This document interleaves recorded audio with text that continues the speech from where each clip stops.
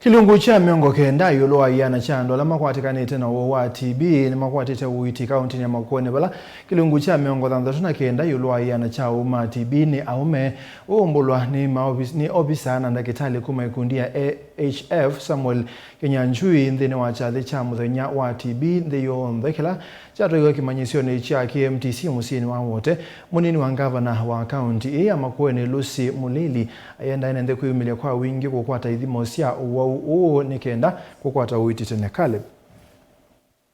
Ilungu ya miongo thandatu na kenda yuluwa yana ya waumbulwa ma TB Makwene ni aume akame ilungu ya miongo itatu na imwe yuluwa yana na ilungu ya miongo itano na nana yuluwa yana ya wauma TB Makwene ni andu meno ku wakati wa miaka 45 na miaka 45. Uone kuyana na director munini wa ikundi ya AIDS and Health Care Foundation va Kenya Dr. Samuel Kinyanjui avisaa uimo wa mwene watu mevusoye kusianda serikali cia kaunti kwikia kithito cha kukitana na wau na vala watambu wa kaunti ya Makwene kwa kwitha mustalini wambe nthini wa kukitana na wau wa TB ni kwitha ilungu ya miongo kenda yuluwa yana ya wau ala makwatikanite na TB ni aiite hapa Makwene.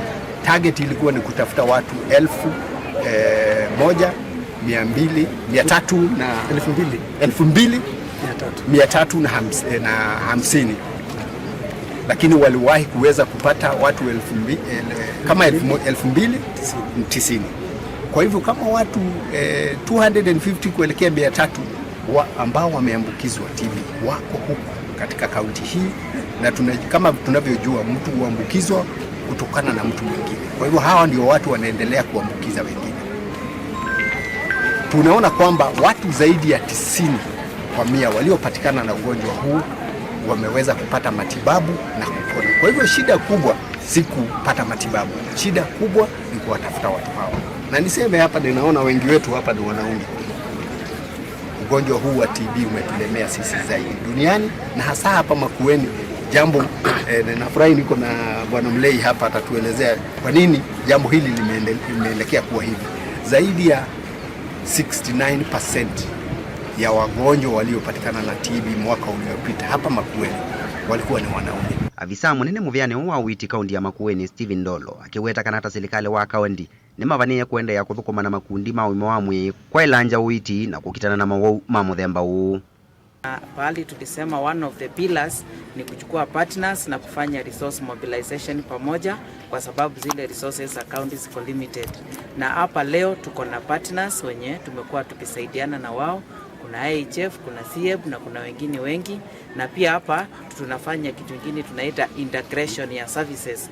Kwa hivyo ukiangalia hizi booths kwa hapa utapata community health promoters wanaendelea kupima watu. Nake Munini wa gavana wa kaunti ya Makwene Lucy Mulili ulevikete kyathi ki ni watu mevusoye kumenda Enenthi methe wa mayumilia kuthimwa wau ila methe wa mayewa meule takunala muno kukowa na kwithi wa mayasya kilo.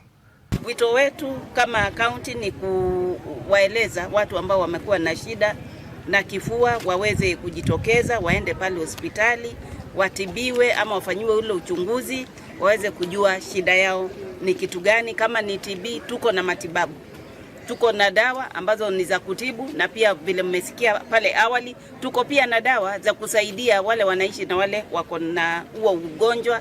Caleb Chalo, Mutongo TV, Vilingi wa Mauvoo.